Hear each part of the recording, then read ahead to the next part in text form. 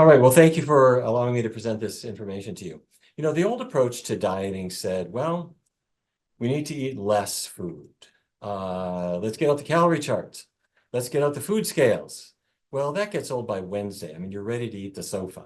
And it hasn't really worked so well because weight tends to rebound. So as time goes on, people have abandoned those processes and they focus more on the type of food we eat and the meal patterns and how we eat.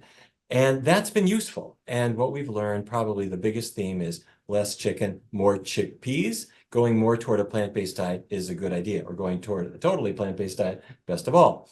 And when we have looked for data in this regard, we've seen some impressive results from observational studies. Take, for example, the Adventist Health Study 2, where researchers looked at Seventh-day Adventists, who is everybody's favorite research population because it's a huge number of non-smoking, teetotaling, health-conscious people. And what they found is that diet patterns matter. If you looked at non-vegetarians, omnivores, their body mass index was 28.8, so in the overweight range. Semi-vegetarians, a little skinnier. Pesco-vegetarian, what's that? Okay, pesco meaning fish, okay, but no other meat. A little skinnier. And the green bar here is lacto-ovo-vegetarians, lacto for milk, ovo for eggs. And of course, sometimes I run into a person who says, well, I'm pretty much vegetarian, but I do eat milk and eggs and fish and some chicken. And I call them the lacto, ovo, pesco, polo vegetarians. In other words, they're not vegetarian at all. But the final group here in the Adventist Health Study 2 was the vegan group, and their body mass index was so much lower than the average person. They were actually the only group in the healthy BMI range. And the difference here, comparing an omnivore or non-vegetarian to a typical vegan, is about a 35-pound difference. So impressive. Okay, so fair enough. That's where we are now.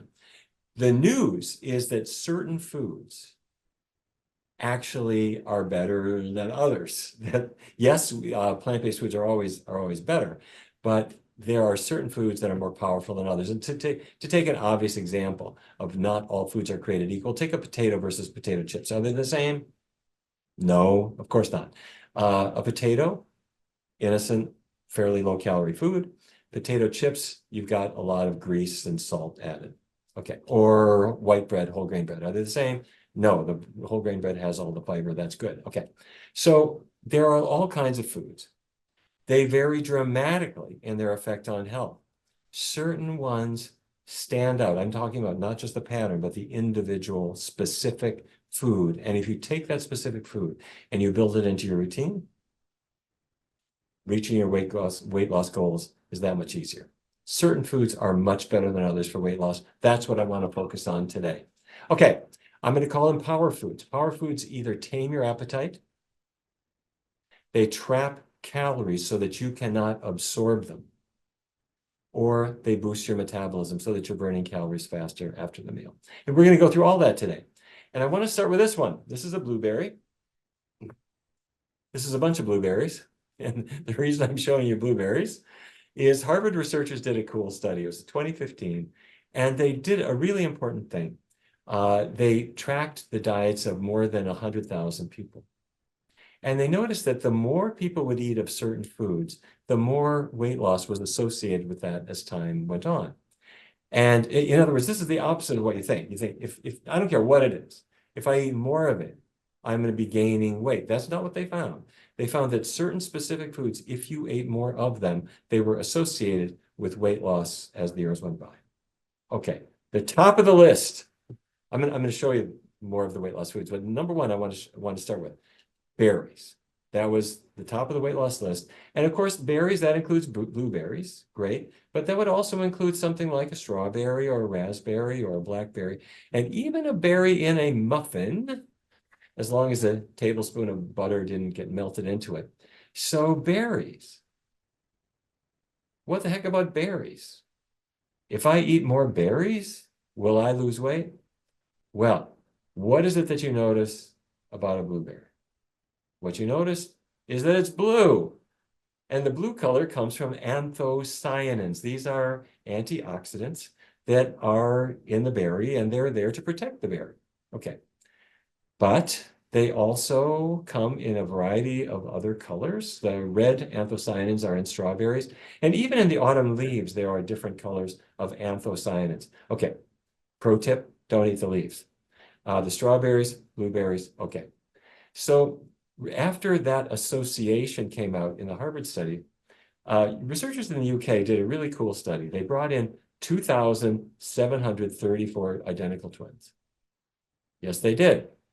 And everybody got a DEXA scan. That's a machine that scans your body, dual energy X-ray absorptiometry. It shows us how much body fat do you have, and where is it on your body. It gives us your body composition. And what they discovered was really cool. They discovered that the twin with the higher anthocyanin intake had less overall body fat, but 9% abdominal fat specifically, compared with her genetically identical sister. Okay, so in Harvard, blueberries associated, and other berries, associated with weight loss as the years go by. In the Harvard study, same story, keeping genetics absolutely constant. And so we're seeing other evidence suggesting the same kind of thing. Now, it could be just an association. It could be a different kind of cause and effect. Maybe the anthocyanins are a marker for a high fiber, low glycemic index food. Fair enough, could be. Or the anthocyanins could be a metabolism booster, or it could be all of these things. But the point is that anthocyanins aren't just in a blueberry. Yeah, we love blueberries, but they're in strawberries, raspberries. The red blush in a pear, that's an anthocyanin. Grapes, same story. You see that color. So these pigments are there to draw us in, and they'll pay you back. But it's not just berries, is it? Let's take cinnamon for a second. Cinnamon is a wonderful spice. It contains a chemical, an aldehyde chemical, which researchers, let's face it, researchers are not good at naming things. You know, researchers, well, what can you say? Conservative, bow tie wearing, not necessarily the most creative people in the world. So when they came up with an aldehyde in cinnamon, they named it cinnamaldehyde. It's the best they could do. So the point is that it increases metabolism, apparently. You have in your digestive tract wall something called the transient receptor potential anchorin 1 receptor, TRPA1 receptor. It's sitting there, waiting for you to put some cinnamon on your morning oatmeal. And when you do, the cinnamaldehyde comes out, and it goes down your digestive tract. It attaches to this TRPA1 receptor, and it causes a little increase of adrenaline, which in turn boosts your metabolism. Don't worry, it's a modest effect. You will not have to be peeled off the ceiling, but this is why cinnamon appears to be associated with weight loss through a metabolism augmenting effect. Is this true? Well, let's look at some studies. This one came out 2017, a double-blind trial, quite a creative design. They brought in 116 people. They gave them 3 grams of cinnamon per day, which is about a teaspoon. But the way they did it was they didn't say, sprinkle this on your toast. What they did is they made capsules that either had cinnamon in it or they had a dummy in it, a placebo. And so nobody knew what they were getting. But over a 16-week period, the average person lost about 7.5 pounds. Cool. All right. Now, when I read these studies, I'm always a bit of a skeptic. I think that, you know, I'll believe that that's true, but is that reproducible? Will we see it a lot? Was it funded by the cinnamon manufacturers or whatever? So this is a meta-analysis that looks at cinnamon intake and body mass index. And this will not be on the test. Don't worry too much about the details, but what I'm showing you is every line is a study. And in each study, if the little box that you see that summarizes the results, if it were smack on that solid 0 line in the center, if that's where it was, that means nothing really happened. But if it's a little bit to the left, that means you saw a weight loss. If it's a lot to the left, you saw more weight loss. And so you see varying results and a certain amount of variability in all of these studies. But then you put it all together, and then you come up with a summary statistic. And it looks like you see a consistent and overall statistically significant effect. So that's what we're looking for. We're looking for consistency and also mechanism. So, all right, let's say it's real. But it's not just cinnamon. Let's say you take some green peppers. You're at the Mexican restaurant. You had a little bit too much in the way of jalapenos on your burrito. The capsaicinoids that make it spicy also seem to affect metabolism. They may reduce appetite a little bit, but they seem to increase calorie burning speed, whether they are fresh or pickled. By the way, the bell peppers, nice crunch, no effect.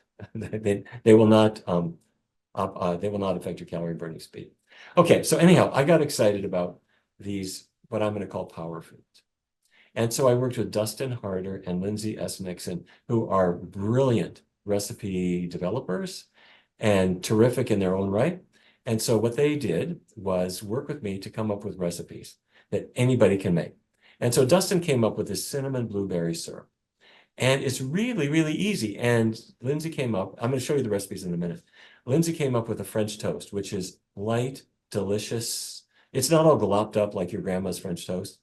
And so you're taking the cinnamon, which I'm going to call a power food, and you're taking the blueberries, another power food, you're putting together, and America's favorite breakfast is a slimming breakfast? Let's say yes. That's our goal. Okay, here's this blueberry syrup. Very easy. Blueberries, vanilla extract, cinnamon, little maple syrup. Blend it up, simple, okay? Here's the French toast. I mean, really, really, really easy. Anybody can do this. If you have friends coming over, you're going to give them an impressive Sunday brunch. Go one step further. We're going to make French toast, but let's do a couple things. Let's use a substantial bread, put a little vanilla extract in it, and add some mint leaves on top. Oh, yes, that's what you're going to do. Put a little sprinkle of confectionery sugar over the top and have little bowls of blueberries and strawberries and raspberries and blackberries so they can add extra berries. If they, we're going to make this fancy. Put some cinnamon on top. And the whole goal, the reason that I came up with the Power Foods diet is I wanted to break us out of this idea that healthful living has to be punishing, that you have to give up all the pleasures of life. We're bringing in the most pleasurable, wonderful foods of all. Okay? So, Dustin came up with this great one, triple berry sorbet. There has never been an easier thing. Blueberries, strawberries, raspberries. Add a banana, a little cherry or cranberry juice, and you can add a little bit of maple syrup. Blend it up really well. Put it in a glass bowl, cover it with saran wrap so the oxygen doesn't get in there. Cool it down, put it in the fridge, put it in the freezer. And it is the lightest, most delicate, delicious food using power foods for weight loss. Or here's the killer of all, the blueberry pops. All the neighbor kids want to come to your house because you're going to take blueberries, a couple bananas, a couple pears, almond milk, and lemon juice. That's it. Blend it up. Put it into ice cube trays or popsicle forms. Go to the grocery store, and in that aisle where they have the can openers and glass bowls and cupcake forms and all that stuff, that's where they keep the popsicle forms. And get them in the popsicle sticks, and you just blend these things up, blend them up really well, put them in the forms, stick them in the freezer. And when the 12-year-old kids from your neighborhood all come around, they are going to scream for these crazy blueberry pops. They are so great. And you're going to feel proud because these kids have been eating junk food all week. You are the one who gave them blueberries and banana, healthy food that you don't have to be embarrassed for. Give them a couple extra, and hopefully they won't melt before they get home so their parents can see what a wonderful person you are. Okay, so this is the book, The Power Foods Diet. This just came out about, 10 days ago, 2 weeks ago, something like that. And it is really cool. I have to say, when you open it up, it has such beautiful food photography that Dustin did, great recipes, inspiring stories, and it'll just make you think like, this is the way to do it. I have to say, Dustin's pictures are sort of 2 steps away from food porn. They're just so engaging and so cool. So thank you for that. All right, let's walk through it. When you buy blueberries, do not go to the store and just buy the first box of blueberries you see. Do not do that. Look at them. If they are shriveled up, if they are moldy, don't buy it. You want to get ones that are big and plump and they are deep blue. Secondly, get organic. Yes, I mean this. You don't have to get organic everything. If you get an organic banana, that's a good idea, but even the conventional bananas, let's say there's pesticides on the outside, you're going to peel it. You're going to throw that peel away. So doesn't matter so much. You get an orange, pesticide treated, so what? You throw the orange peel away. But I am pretty sure that you are not going to peel your blueberries. So buy them organic. Yes, they will cost more, noticeably more. However, when you see the foods that we're offering, these are plant-based foods. And our research team recently discovered that when people follow a plant-based diet, they do spend more on vegetables, more on fruits, more on beans and grains, but less or none on cheese and meat. And the average person saves about 16% on their food bills, which is about $500 savings per person per year. So cool. For a family of four, you just saved up enough for a vacation. Or maybe a couple of vacations. Cool. All right. Store the blueberries in the refrigerator. Don't leave them on your countertop. They like cold temperatures. Do not wash them. If you wash them, then you use them 3 days later, they've been sitting in moisture and mildew or mold is starting to grow. You don't want that. So just take them from the store, stick them in the refrigerator. Do not touch them. When you are ready to use them, that's the time to wash them very thoroughly, but just before you use them, okay? Frozen is fine. They're convenient. They're great. And don't add butter to them because that's going to ruin them. All right. For cinnamon, same story. Don't buy the first jar of cinnamon you see at the store. It probably isn't Ceylon cinnamon. The one you want is Ceylon cinnamon. Ceylon like Sri Lanka. That's the one you want. You will see Chinese cinnamon, Indonesian cinnamon, Saigon cinnamon. Those are cassia. Okay. Yes, they have a lot of bang. They taste just like it, but no. Ceylon cinnamon is the one you want. Organic is always better. Keep them in an airtight container and keep them in the dark. Keep them in a cool place. And your cinnamon's going to last a year, maybe more than that. Okay. All right. Let me come back. Why about the berries and the other foods? Give me this list. So berries were the top of the list. We talked about why. Number 2 on the list was cruciferous vegetables, which is broccoli, but it's also cauliflower, Brussels sprouts. That's the number 2 on the Harvard list of foods that were associated with weight loss as time went on. Number 3 was green leafy vegetables. So that could be spinach, it could be asparagus, all the greens. Also, this could be your salad greens. It doesn't have to be anything really terribly special. Melon is number 4, and that could be cantaloupe, watermelon. By the way, trick with melons.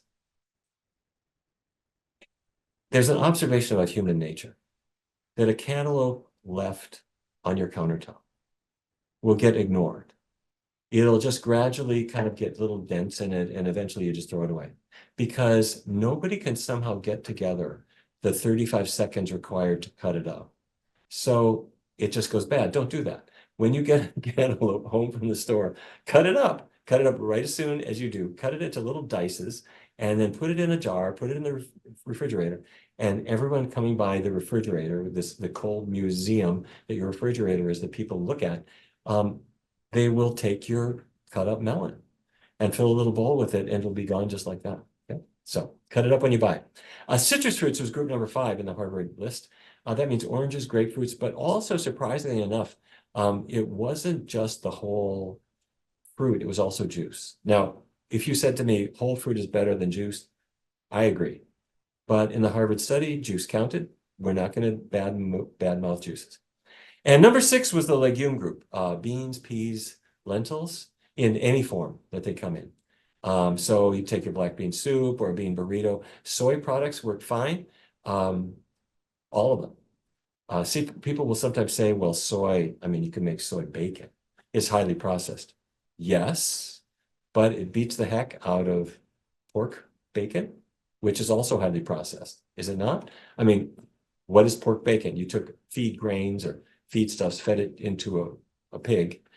A pig is a biological factory, effectively, and it transforms all the nutrients in the plants that the pig was fed into muscle tissue, which is then taken at slaughter. And you're going to compare that to, soybeans are processed as well into bacon. but it's always healthier than what it replaces. Okay. The power foods, let me kind of run you through a list of some of the ones that stood out the most to me. Cinnamon, hot peppers, ginger, all seem to work. All fruits, with the exception of avocados. Avocados are healthy in many ways. They contain monounsaturated fat, same as olive oil. That's great. But because they are so fatty, I mean, it's nothing like an orange or an apple. Avocados are really fatty. So if a person is trying to lose weight, I would suggest setting the avocados aside for the moment. About the legume group, all great, including the soybean products. Whole grains, all terrific, fine, and all the vegetables, all perfectly fine. Now, a word about sea vegetables. When I was growing up in Fargo, North Dakota, we wouldn't know a sea vegetable if it hit us in the head. It just wasn't our thing.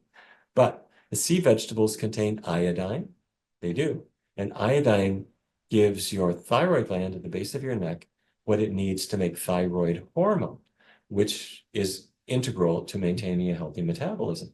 And people neglect this. People will, well, back in the 1920s, the Morton Company marketed iodized salt.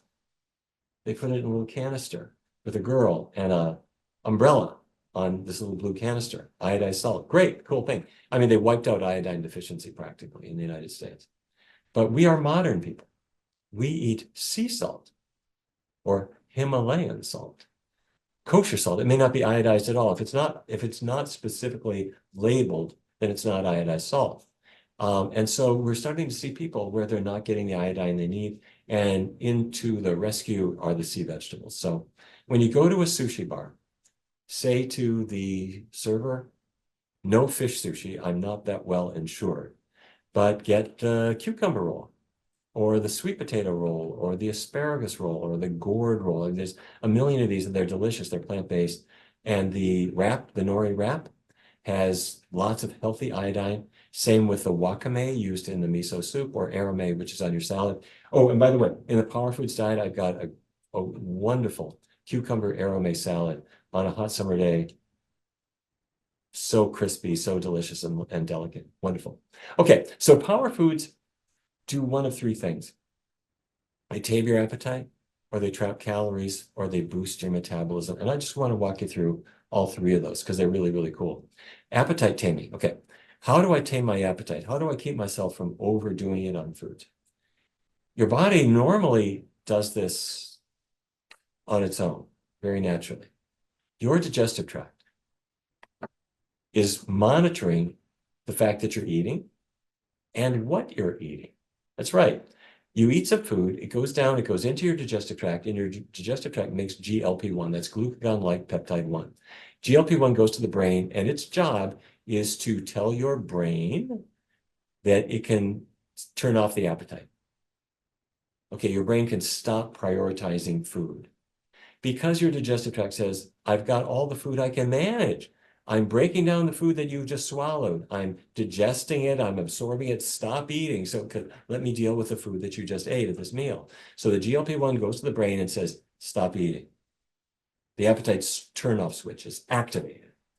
Now, Novo Nordisk decided we could make Wegovy. Wegovy is synthetic. It's a GLP-1 receptor agonist. It was originally marketed as Ozempic for diabetes treatments. The same drug marketed as Wegovy. It's semaglutide, and it's a powerful appetite suppressant. It comes with problems. The problems are nausea, vomiting, diarrhea, gallbladder disease, maybe pancreatic problems.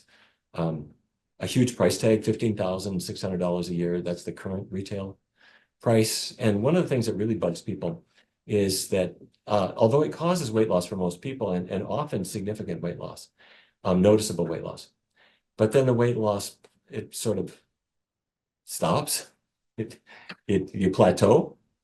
And when that happens, you think, well, what am I doing wrong? Can I get a higher dose? I mean, I'm not quite at the weight I want it to be. And at that point, your doctor will tell you the bad news, which is, no, you're probably not going to lose any more weight. And no, you can't stop the drug either. Because you say, well, if I'm not getting any more benefit, can't I stop it? If you stop it, you regain the weight you lost. or most of it. So what that means is for the rest of your life, you're paying protection money to Novo Nordisk of currently 15,000 and some a year to stop yourself from regaining the weight. What kind of diet tool is this if I have to pay forever and ever and ever for this benefit that I just got in the first couple of months and nothing else? I leave that to you. But I want to say a word of praise to Dr. Hanna Kaliova, who did an amazing study with her research colleagues. And she fed individuals a meat-based sandwich from McDonald's and measured the GLP-1 release in their bodies. And basically the answer was nothing. Meat-based meal did not cause much of any GLP-1 release. Okay, let's do this experiment again. Let's use a plant-based meal, see if that's any better. Is it better? Dramatically better. You see this huge spike in GLP-1 with a plant-based meal. Okay, what's the difference? Well, your body appears to be looking not just for the fact that you put something in your digestive tract, but for a certain kind of thing, certain foods that are high in fiber, for example, or foods that are high in complex carbohydrate. Well, I mention these because how much fiber or complex carbohydrate is there in a McDonald's sandwich? Well, not really any. I mean, not in the meat, not in the cheese. The bun is white bread, so it doesn't have the fiber. Okay, well, you will get full on a McDonald's sandwich. I mean, you can get full on anything. I mean, if you eat it eventually, your stomach stretch will kick in and pain will make you stop eating. But pain should not be the indication that we have had adequate nutrition. If GLP-1 is released in adequate amounts during the meal, you will stop eating before the point of pain. That's important because having a defective appetite switch will drive you to overeat and lead you toward obesity. Turning it back on requires using the right kind of food. Okay, you with me? All right, and there's another thing. Now you know this already. How many calories are there in a gram of fat? How many? 9, that's right. How many calories are there in a gram of carbohydrate? Well, there's only 4. Fiber, about 0 to 2, depending on the type, but very, very low or more or less no calories in fiber for all practical purposes. So what this means is if I'm eating fatty foods, I will fill up eventually. But by the time I've filled up, I've taken in a lot of calories. If I ate complex carbohydrate or high fiber foods, by the time I fill up, I haven't taken in so many calories. Our research team put this to the test by testing a Mediterranean diet. A Mediterranean diet is a healthier diet than what most people are eating, but it's not a plant-based diet entirely. It has fish in it. It's got chicken in it. It's got some red meat. It's got some dairy products. It's got oils, maybe a lot of oil. And okay, I know what you're thinking. Oil, fat, 9 calories per gram, right. Fish oil, 9 calories per gram, right. We compared a Mediterranean diet to a low-fat vegan diet. We brought in 62 people who wanted to lose weight, and half of them were asked to go on the Mediterranean diet and half went vegan. After 16 weeks, everybody switched to the opposite diet compared to the one they were assigned to. So the Mediterranean group went vegan, the vegan group went Mediterranean. All right, let me show you what we found. Okay, so the Mediterranean group starts off, and they're thinking, what an indulgent, wonderful diet. This is so great. I get to eat fish, and I get to eat olive oil and all this stuff. But when does the weight loss really kick in? Well, they didn't really lose very much weight. Now, the vegans, they were kind of nervous about this because they thought they might have to acquire a taste for folk music to go, just kidding. A vegan diet does not require you to change your culture in any way. It doesn't require you to wear tie-dyed clothes even. And the vegan food was really appealing and people lost weight like crazy. It worked. It caused tremendous significant weight loss. After 16 weeks, we asked everybody to switch to the opposite diet. They took 4 weeks off and then began the opposite diet. And the Mediterranean group now began vegan. And suddenly they said, this is what I came to the study for. They started losing weight. And the people who had been vegan and now began the Mediterranean diet started to regain their lost weight. And frankly, they were angry about it. And they said, wait a minute, I've lost my taste for chicken wings. I don't feel a need for oily stuff of any kind. I don't care if it's extra virgin or not. Like, leave it off. I don't want an oily glop on my food. And they were putting it on weight. Why? Because carbohydrate has 4 calories per gram, but fat, whether it's chicken fat, fish fat, or extra virgin olive oil in a bottle straight from Tuscany that cost you 45 bucks, it still has 9 calories per gram because it's fat. Okay, so the point being that an appetite turn-off switch can be activated by foods that are high in fiber and high in complex carbohydrate. And it can be defeated by high-fat foods. Yeah, a Mediterranean diet really does not cause weight loss, unless you add a calorie cutting measure to it. They just don't eat normal portions. Okay, the second point is calorie trapping. We've talked about appetite taming, but calorie trapping is this. You got high fiber foods that you eat. When in your digestive tract, the fiber breaks apart because you chewed it all up, and it's now a million little sponges going down your digestive tract, and the fiber, like a sponge, is picking up unabsorbed calories. And those unabsorbed calories can't escape the fiber. The fiber just carries it out with the waste. Yes, it does. It goes along your digestive tract, and you literally flush it down the toilet. That's right. Now, the high fiber foods are grains. A little bit better are fruits. A little bit better than that are vegetables. And the fiber champions of all are the legumes, beans, peas, lentils. They have lots and lots of fiber in them. So researchers at Tufts University, which is really one of the great nutrition research centers in the country, did an amazing study. Brought in 90 people. Half of them, they said, white bread. The other half, whole grain breads. And they, over 6 weeks, did an amazing thing. In fact, they did something that my research team is never going to do. They collected stool samples from everybody. And they kind of analyzed them, I shall say, for unabsorbed calories. And what they found is that the whole grains were good for losing about 100 calories. So they trapped and burned 100 calories that they weren't otherwise going to. So high fiber foods can be delicious foods. It can be brown bread, it can be whole grain bread, but there's so many other things that it can be.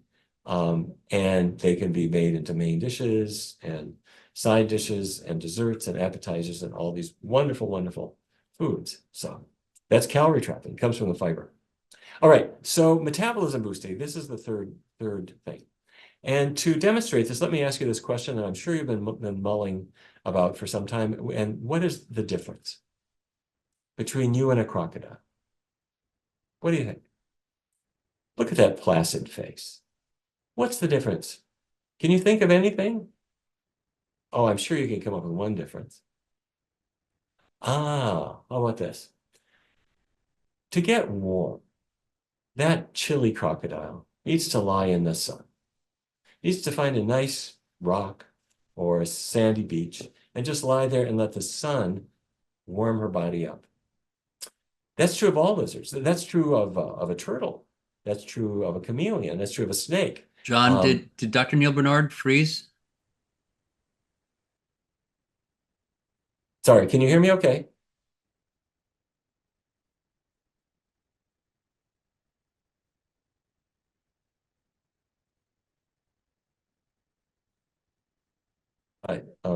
Can you hear me all right?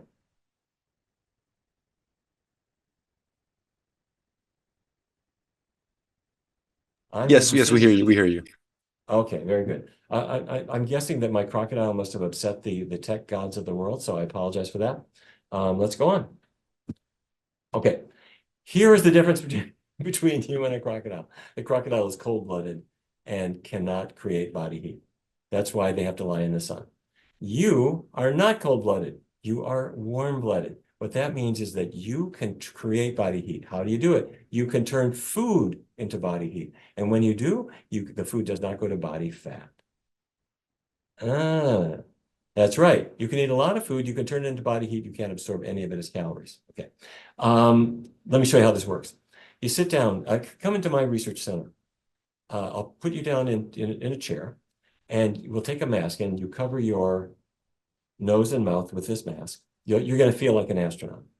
And then what I'm doing with this mask is I'm measuring your oxygen intake and carbon dioxide output. And what we discover is what your metabolic rate is. It's really easy for us to calculate. Now I'm going to give you a test meal. And after you eat the meal, you start absorbing the nutrients, and the nutrients start giving you an after meal calorie burn. You're burning calories faster after the meal, and you're burning calories about 3 hours or maybe a little bit longer than that, faster. You're burning them faster for 3 or 4 hours after the meal. Now, the problem is that not all foods will do this. Let me give you a pat of butter. Let me give you 2 pats of butter. Let me give you the whole darn stick of butter, and butter gives you no burn. It doesn't do anything. Really, nothing happens. The fats you eat are absorbed in the first 40 centimeters or so of your digestive tract, and you don't, I mean, nothing really happens. It slides into body fat. Okay, so my research study wanted to figure out what would affect metabolism. I want to share this with you. We did this for the first time, published it in 2005. We repeated it a couple years ago. I want to just share with you the results. 64 overweight women in the 2005 study. They had all done Atkins, South Beach, Jenny Craig, Nutrisystem, cabbage soup, everything. They were all frustrated. We asked them to follow a low-fat vegan diet with just 2 rules: no animal products, keep oils to a minimum, or a conventional diet. And a conventional diet was drawn from the National Cholesterol Education Program. It was designed as a heart-healthy diet, so less red meat, more fish, chicken, that kind of. We asked people to not change their exercise and to follow this for 14 weeks. And the foods that our participants were allowed horrified them because they thought, pancakes, spaghetti, chili, I'm going to gain a ton of weight. And to make it worse, in about week 3 of the study, one of the research participants said, Dr. Barnard, I just discovered something.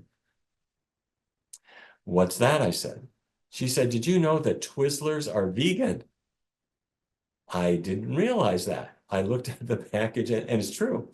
There are no animal products in them. There's no added oil. It's just sugary, starchy, artificially colored junk. And she made sure that all the other participants in the research study knew that Twizzlers are vegan. Swell. When you do research, you have to be honest. You create your rules. And even though Twizzlers are not what we had in mind when we drew up our study guidelines, you can't change the rules in the middle of the study. So we just lived with it. So our vegan, low-fat, Twizzler-fueled participants set off on their path to the unknown. And their carbohydrate intake went up in the vegan group, went down in the comparison group. Fat intake went down in both groups. Why did their carbohydrate intake go up? Because they're eating rice, they're eating potatoes, they're eating bread, they're eating beans, they're eating fruit. Okay, fair enough. But their body weight dropped about 13 pounds in 14 weeks in the vegan group compared to 8 for the National Cholesterol Education Program, the control diet. All right, so chalk went up for the vegan diet. Even though you're eating more carbs, you're eating to satiety, you're not changing your exercise at all, you still lose weight really well. Okay, but we then followed the participants for 2 years. What we found is that the control diet did what diets do, which is, I mean, you just regained the lost weight. But on the vegan diet, the weight never came back. And there's no reason why it should, because you're not starving it off. You're not going to rebound in overeating. You're just changing the type of food you eat. And there's never any reason for the weight to come back. Okay, so the reason I'm telling you this, we already knew that plant-based diets were likely to cause weight loss, and we managed to quantify, and we showed that it was effectively permanent. Great, okay. But the question is, what's happening to your calorie burn? So everybody came into the study. They put on the mask. They sat in the chair. We gave them a test meal, a specific test meal. We knew exactly what was in it. And everybody's metabolism rose. That's great. Nice after meal calorie burn. Swell. After 2 years, or I'm sorry, after 14 weeks, we brought everybody back and put them in the same chair, put on the same mask, fed them the same test meal. And their metabolism was not the same. I mean, wait, it's exactly the same test meal, but their metabolism was up 15% higher than before. Really? Why? Okay. Here's why. There are several reasons why, but your metabolism tends to slow down as time goes on. It's not because of the age. It's not because of bad vibes. It's not because of stress. What it is from is fat particles that you have eaten have built up inside your muscle cells. What? Fat particles in by muscle cells? Yes. I'm not talking about fat around your waistline. I'm not talking about thigh fat or something like that. I'm talking about fat building up inside your muscle cells, microscopic fat particles from the foods that you've eaten. Why does this matter? Because your muscles are your calorie burners. You've heard people say this. Don't lose your muscle mass because your muscles are what burn calories. Or your muscles are your calorie burners. True. But when fat from your cheese pizza or fat from the fryer grease that the French fries came out of, when that fat builds up inside your muscle cells, your cells become more insulin resistant. They don't accept glucose out of the blood anymore. They can't burn it as well. The mitochondria inside the muscle cell are impaired. Specifically, mitochondrial biogenesis is interfered with as you are increasing the fat content, and the fat comes through your diet. So what did we do? We had people for 14 weeks eat no animal products, so there's zero animal fat. They kept oils really low, so there's not much of any kind of fat, and the fat dissipates, and their mitochondria start to rejuvenate. Cool. So does this mean that I'm burning calories more like I was when I was 16 years old? Yes. Does this mean that the metabolic slowdown that I thought always happened to people when they're 45 or 50 didn't have to occur? That is exactly what I'm saying. That you can change this. You can change your metabolism. You can change it starting with the very next meal. And you can reinforce it meal after meal after meal. So that for these people, this is 14 weeks later, their metabolism 50% higher than it was before. And it was already great because of the meals that they were selecting. So this is good for a couple hundred calories a day calorie burn. That's in addition to 100 calories a day calorie trapping, and maybe another 1, 2, 300 even for the appetite taming effect. So you can see we're talking about serious weight loss. So this is the most recent time that we repeated the same study, and we found, yes, it's true that you burn calories much more effectively. The American Medical Association published it in JAMA Network Open. Okay, so the foods that we're talking about are delicious food, and some of them don't require any preparation. You know, for a person who really does not feel like cooking, I got you covered. If you like to cook, we have recipes that are really, really super easy, and some are quite elegant when you want to impress your friends. But I want to share with you a few people who have done this approach, and I want to thank them, first of all, for allowing me to tell their story. This is Stephanie. Stephanie lives in Chicago. And when she was young, she started to gain weight, and that just kind of became what she thought life brought her. And when she got married, her husband had some weight issues as well. And they tried many different diets. And Weight Watchers was helpful to them. They lost some weight with Weight Watchers and took a picture for Weight Watchers to show their how they felt about it. But they hadn't really gotten down to the weight that they wanted to be. And Stephanie's adolescent daughter said, "Mom, I'm going to go vegan." Okay. They consulted the pediatrician who said, "I don't think this is such a smart idea to go on a plant-based diet for a teenager." But the daughter was persistent. She said, "I really want to do this." And Stephanie was frankly worried about it. But as the months went by, her daughter did not waste away or fall into ill health. In fact, she was thriving. And so Stephanie said, I think the kindest thing that any parent can say to a child. She said, "I'm going to support you. I'm going to do this with you. In fact, our whole family is going to do this with you." And the whole family did this. They all adopted her daughter's diet. They all went vegan together. And this was kind of for a reason, because they had weight issues of their own. And they could all benefit from losing weight. So let's see what happens. And they found foods they liked, and they started experimenting. They might have had a few kitchen disasters, but a lot of success. And over time, they found not only the foods that loved them back, but they started to feel great. And look at the difference. Look at Stephanie, look at her son. This huge difference in this feeling of accomplishment and possibility. So they got out the family photo album. They said, "Here's where we were before. let's get back into those same positions. And there they are now. Looking a whole lot better and healthier. Okay, there we are in the picture we took before. That was supposed to be success. Look at us now. Oh my God. Isn't that incredible? Okay, so the point is, not only can you do it, but your family can do it. And this is Shanae. Shanae has kind of a similar experience. Shanae is grew up in Kansas City, and she now lives in Maryland. And when she was quite little, she was, 10, 11 years old, she was developing weight problems. And as you'll read in the Power Foods Diet, Shanae and Stephanie, they shared their stories. As she says in the Power Foods Diet, we had a lot of food, but it wasn't necessarily the most healthful food. And when she was 12, her mother brought her to a weight loss program. And she eventually started weight loss medication. I mean, when you're a little kid, calorie charts, food scales, medication, what is this?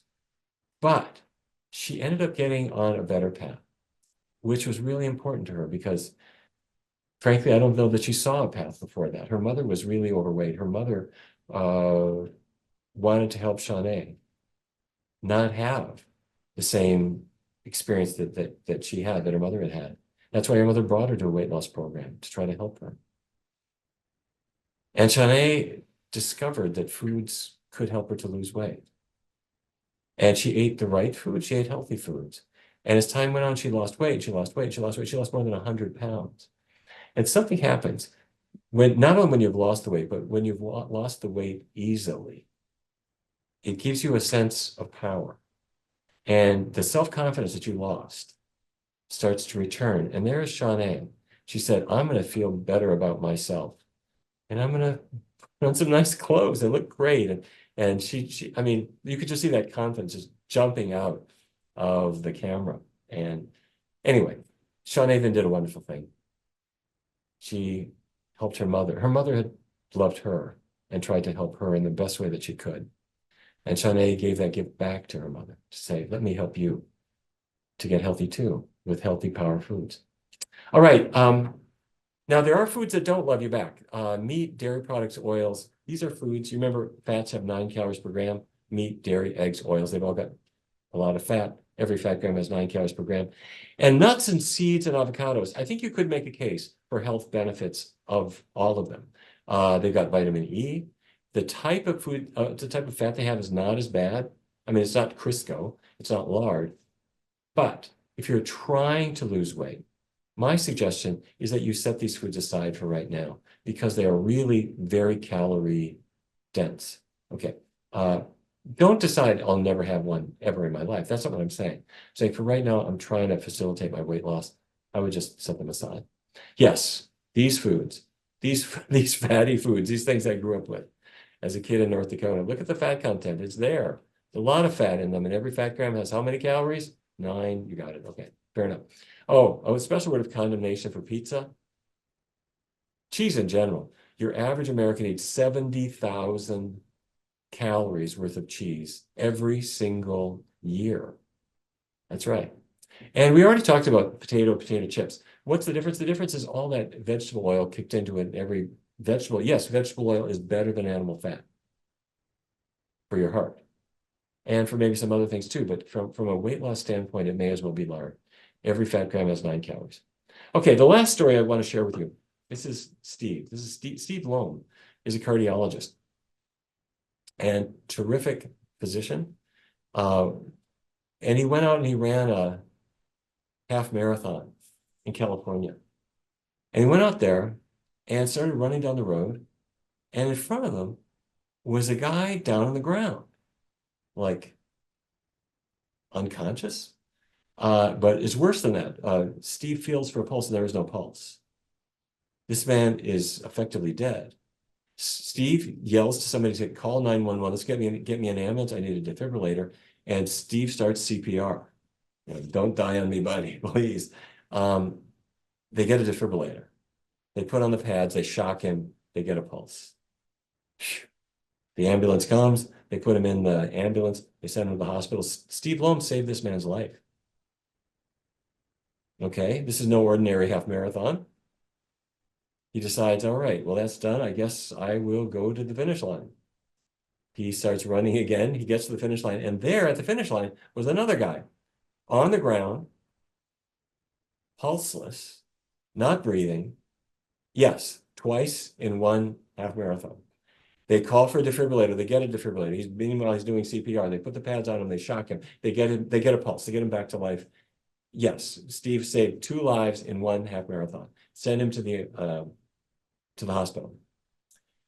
The reason this story got noticed, got picked up, is the Today Show reunited all 3 of them and pulled them together and got them to share their experiences. But what I think the Today Show didn't know was that Steve was in touch with both of these guys. I mean, maybe Steve didn't want to have to resuscitate them the next year. He said, look, time to change your diet. How about a plant-based diet? This is going to help you. And you don't have to necessarily suggest this more than once. They both did it, and there they are. They both changed their diets, and frankly, did terrific. Now, the reason I'm telling you this is, apart from this being a remarkable story, is that Steve has his own story. He was not always slim and healthy. He was growing up in a family where weight problems were kind of the order of the day. And was it genetic, or was it that we're passing down from parent to child, not just DNA, but we're also passing down recipes, food habits, food traditions? And Steve ended up 100 pounds overweight. So he went to medical school. He did his residency. He did his cardiology fellowship. I mean, very well-trained doctor. But how do you shed these pounds? So he consulted the dietary guidelines for Americans. Eat less red meat, eat more white meat, more non-fat dairy. Did that work? Not really. Steve still had weight issues, and he was 100 pounds heavier than he wanted to be. So eventually he cottoned on to what a plant-based diet could do. And he adopted it, and he put it in. He took the foods that don't love you back, and he left them outside, basically. And he slimmed down, and he became really a role model. So he didn't just save those other 2 guys, he saved his own life. But more than that, he then went on to help other people to understand the risks of unhealthful foods, and has become a role model in many, many ways. Okay, so if you just happen to tune into this and you're thinking, well, all right, this is interesting, but I don't think I could really do it. Let me show you. Here's how we do it. It's very, very easy. And here's how we start. Take 1 week, 7 days, and don't take anything out of your diet. Just check out the possibilities of foods that you can bring in. What I mean is, which foods don't have animal products that'll slow you down? Which are the power foods that you really love? Pick up my Power Foods Diet. Here's the book. Start paging through it. Look at these wonderful pictures of delicious foods. Figure out the ones that you really like the most. Look at the recipes, got more than 120 of them, and just see which ones you like. So, for example, take a piece of paper, write breakfast, lunch, dinner, snack. And you got 7 days to fill this out. Okay, for breakfast, oatmeal, fine. Pancakes, okay. Scrambled tofu, yes. If you don't like it, don't write it down. If you like it, write it down. Put blueberries on your oatmeal. Put blueberries on your foods. That's a power food. You put some cinnamon on. That's a power food. Okay, you get it? Now, if you want to keep it simple, let's say right now, cold cereal is your thing. Okay. If you put on cow's milk, take out the cow's milk. Put on almond milk. Better still, put on soy milk. Great. Or instead of cold cereal, how about this? How about hot cereal? How about oatmeal? Instead of the milk, how about berries? Okay, all right. You see where we're going here. These are easy, these are simple swaps, but they're going to help you. Now, if sausage is your thing, take the pork sausage, throw it away, feed it to your cat. Your cat is a carnivore. You're not. And use Morningstar veggie sausage in its place. It's vegan, it's low in fat, it's fine. The veggie bacons are fine too. They're kind of a liberal interpretation of the original, but for many people, they like them. And there are all kinds of mixes that are convenient. If that's your thing, perfectly fine. You can try them. And you'll discover that there are healthy lunches and healthy dinners, that await you. Your job, you got 7 days, check out the possibilities. Let's make our list. 7 days. I want it finished in 7 days. We're not fooling around. I want to cure your weight problem, and we're going to do it fast. Okay. So let's say you eat at restaurants. Let's go to an Italian place. Instead of the meat sauce on your angel hair pasta, put on a marinara sauce, or I have an arrabbiata sauce. Arrabbiata is Italian for angry, but to a chef, arrabbiata means spicy. Great. I've got an arrabbiata sauce. You'll see it in the Power Foods diet. Or make your pizza, leave the cheese off, use nutritional yeast instead. Pasta fagioli, there are so many great foods. Italian, easy. Latin American, easier. A bean taco, bean burritos, veggie fajitas, great. Chinese, maybe that's even easier because there are 36 plant-based foods on the Chinese menu. Vegetable dishes, rice dishes, tofu dishes, great. Okay, cool. Extra points for Japanese. It's not only do they have many plant-based options, they've got the nori with the iodine in it. They're not big on oil. They use a lot of oil-free foods. Plant-based meals are the order of the day. Great. Now, you might say, well, I eat at Taco Bell. Not the pinnacle of culinary art. But if that's where you eat, what's there for you to eat there? I mean, I'm going to go with you, and that's what we're going to find. Or I eat at Chipotle, or I eat at Subway. Yes, we're going to find out what you can have there. I'm at Wendy's. Whatever. This is real life. It's going to work for you. So a week goes by. You've got a great list. Okay, fine. Good. Now, the next step is 3 weeks. So 1 week to check out the possibilities, 3 weeks to do a test drive. Do it 3 weeks, plant-based foods, all plant-based. Don't eat animal products, but it's only 3 weeks. Keep oils really low too. At the end of that time, 2 things will have happened. One is you'll have lost weight. Physically, your body's transforming. Secondly, your tastes have changed because you haven't eaten fatty stuff for a couple of weeks, and your taste buds are actually modified to prefer the healthier foods. So we got an app for you as well, 21-day vegan kickstart. You'll see it online. It's free. It's in Spanish and in English. It's on your iPhone. It's on your Android. It's got menus and recipes and cooking videos. And let me again salute Dustin Harder and Lindsay S. Nixon, who did these fabulous, amazing, wonderful recipes in the Power Foods diet. But I do have one request. First of all, I hope you'll pick this book up. I hope you'll share it with other people. And that's for a reason. Because people are hurting themselves, number one. They're hurting themselves with extra weight that they didn't want to have. And where this is especially problematic is with young people. They got their lives ahead of them. But eating habits have caused them to gain weight in a way they didn't want. And they thought, their family thought that they just had too much appetite, or whatever it is, or they're eating too much sugar, or they're not exercising enough. None of that is the issue. What is the issue is that they were not eating the foods that support a healthy metabolism, that support a natural appetite taming effect. They didn't know about the calorie trapping. You know that now. So what we have to do is to share this information.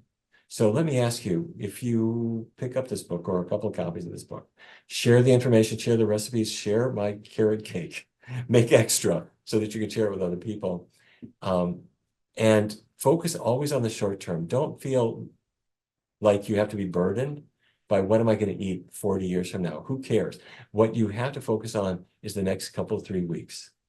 We're here to support you. It is very, very easy to do, but don't torture yourself with starvation diets, low carbohydrate diets that make you feel guilty for ever wanting bread or a potato or fruit or beans. Eat the foods that love you back. Let's solve this together. Let's stop this preoccupation with weight and weight loss. All we need to do is eat the foods that give us the power.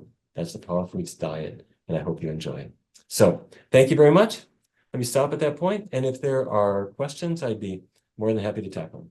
Great. Thank you so much, Dr. Barnard. That was a great presentation. And I actually bought your book already. I just bought it during your presentation. So the recipes. Oh, well, great. Thank you. So, a question. So the last speaker was talking about, she was talking about breast cancer and she was talking about diet protocols. And she mentioned that eating dairy was okay.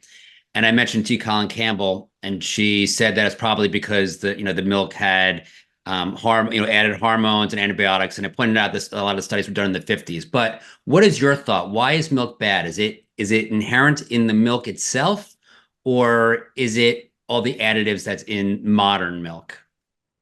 No, it's in the milk itself. And first of all, um, let me go back a little bit. Many people are concerned about processed food. They don't eat processed food. Well, what is the most processed food of all? It's you. Let's say you take some corn and you stamp it into corn flakes. That's processed. But if you take that corn and you feed it to a cow, the cow's body transforms the corn it ate. It goes down the cow's digestive tract. The proteins are all broken apart. The carbohydrates are removed. The fiber is taken out. The fat is transformed. And you are making corn into milk. That's right. But gets worse than that. The cow is a living, breathing animal. Cows make hormones. Cows have estrogens, including estradiol, which is a match for yours. It gets into the milk, but it gets worse than that. Cows on every farm are impregnated every year by a not very nice process. And this is why a lot of people won't have dairy for ethical reasons, because they're artificially inseminated, and when they give birth, their calves are taken away from them. And if you live near a dairy, you hear the cows crying out because the mother-infant bond is ruptured every single year for that dairy cow. The males are killed for veal, in most cases, and the females are raised in isolation.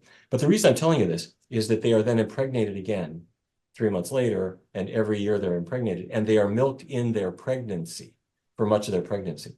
So they're making estradiol. So is milk related to breast cancer? Yeah, in two really important studies, the Adventist Health Study 2 and the China Biobank study with 500,000 participants. The more milk people drank, the more breast cancer they had. It's harder to tease out in a typical American population because people are you don't see such extremes of dairy intake as you do in China or in the Adventist. But I would never drink milk, and I wouldn't drink it at all for all the reasons. I mean, its number one nutrient is sugar, lactose, always has been. Number two nutrient is fat, but it's got estrogens in it. So why feed this to your son? Why feed this to your daughter? Why feed it to anybody? This is not something given to the cow. It's estrogens the cow's body made. So it's in every slice of cheese you ever ate. Thank you. Should people who follow a whole food plant-based diet with no salt, no oil, and no added sugar have a healthy have a healthy fasting blood sugar level? And if not, what would you suggest they do to get there? When people go on a plant-based diet, their blood sugar levels are almost always in really good control. Or let me put it this way, are usually in very good control. If a person has had diabetes and they now adopt that kind of diet, their blood sugars are going to improve. An elevated blood sugar, typically, it can reflect a number of things, but it typically reflects insulin resistance. Insulin resistance is caused by the buildup of fat inside your muscle cells. And when you get the fat out of your diet, then the fat starts to dissipate from your muscle cells. So avoid animal fats completely and keep oily foods really low. That's oils, nuts, seeds, avocados. Thank you. So, Dr. Joel Furman has spoken in the past about the dementia risks for long-term vegans. Have you seen that in your own practice? And his suggestion is to take DHA, EPA supplementation. What are your thoughts on that? Okay, no, I mean, there haven't been studies that show that vegans are more likely to get dementia. What people are speculating about is that if you're not getting long-chain omega-3 fatty acids, that you're not going to be able to get the fatty acids that your brain needs. Your brain does need some DHA and EPA. So nobody really knows the answer to this question, but the things that come into it are that normally you get omega-3 in plants. I mean, that's the original source. And the omega-3 that you get in plants is called alpha-linolenic acid. And you have enzymes that elongate it into EPA and DHA. That happens automatically. But those enzymes get slowed down. They get slowed down by other oils. Those other oils preoccupy the enzymes, they slow them down. So you see this very slow conversion. So answer number one is eat foods that don't have a lot of other fats and that are proportionately high in omega-3. Broccoli, for example, green vegetables in general, they don't have a lot of fat, but what they have is proportionally really high in omega-3. So make those front and center in your diet and avoid the competing fats. Solution number two, Joel Furman and others say, get EPA and DHA from supplements. Well, you would say, well, I don't want a fish oil supplement. I agree with you. I wouldn't take a fish oil supplement. There are vegan EPA and DHA. You'll see them online. They're just like the fish oil. The argument against them, though, is that quite a number of studies have shown that when people take them, well, this really came with fish oil, but high blood levels of EPA and DHA are associated with prostate cancer. So you think, okay, that's taking the party in a different direction, isn't it? So that's kind of where we are with it. And so let's say you're on the fence, you don't know what to do. Let me give you a third option. I'm not telling you what to do, but I'm giving you some options that people choose. Option three is, let's say I do a test. There's a company called Omega Quant, and there are similar ones. I'm not promoting one over the other. Pay them like $50. They'll send you a card. You do a finger stick, and you put a drop of blood on this card. You send it into Omega Quant. They'll analyze it, and they'll tell you what your DHA level is and what your EPA level is. And there you know. And if you decide to supplement at that point, you can see if it's working. But I always think it starts with the food. And the food means get away from competing fats and bring in the natural sources of the most helpful fats. For me, that's especially green leafy vegetables. Some people would say chia seeds. Some people would say, walnuts and whatever. Everyone's got kind of their own thing. And what is the role of supplementation in your version of a whole food plant-based diet? Should people be looking to supplement their nutrition with various products on the market? And if so, what supplements would you suggest? Oh, super question. Vitamin B12 for starters, and not just for people following a vegan diet, but for everybody. And B12 is not made by plants or animals. Vitamin B12, which you need for healthy blood and healthy nerves, you need it in tiny, teeny traces. 2.4 micrograms is the recommended daily allowance for adults. But it's made by bacteria. And people speculate that before the advent of modern hygiene, that bacteria in our mouths or on our fingers or in vegetables and fruits we might eat might provide the B12. Or there's also some speculation that our own gut bacteria make B12, which is absorbable. And there's a lot to be said for that. But for whatever reason, that absorption is not really reliable now. Don't fool around with it. You must have B12. So just get a supplement and get one that's maybe 100 or 200 micrograms, something like that, up to 500, fine. If it's higher than that, you might consider doing it every other day. And your doctor can test your B12 level. What you want not to do is to just skip it, saying, I want to live in nature. I don't want to supplement. You don't live in nature. You live in New Jersey. So you've got to instead, you've got to supplement things. So B12, number one, not optional. And by the way, even if you're on a non-vegan diet, you should probably supplement, because a lot of people over 50 are low in B12. They're not absorbing B12 very well, or they're on metformin or an acid blocker. So B12, number one. Number two, vitamin D. If you live in the tropics and you're getting sunlight every day, you're making the vitamin D that your body wants you to have. If you grew up like I did in North Dakota, you're not out suntanning for big chunks of the year. So vitamin D will help. Most doctors nowadays would push about 2,000 international units. That's above the RDA, but a safe level, reasonable. And by the way, that's true. That doesn't matter what your diet is. Vitamin D comes from sun. So you can be deficient no matter what your diet is. But many people are not. Easy to test. Beyond that, some people start thinking about iodine. I mentioned iodine earlier. This is an issue for everybody. Your doctor can easily test your iodine status if you need to. And iodized salt, or there are iodine supplements. It's usually marketed as kelp. Do not overdo it. The RDA is, I think it's 150 micrograms a day. Don't overdo it on the iodine, because it's one of those things you need a little bit, you don't need a lot. So we had Dr. Pam. I'm sorry, 150 milligrams a day. Sorry.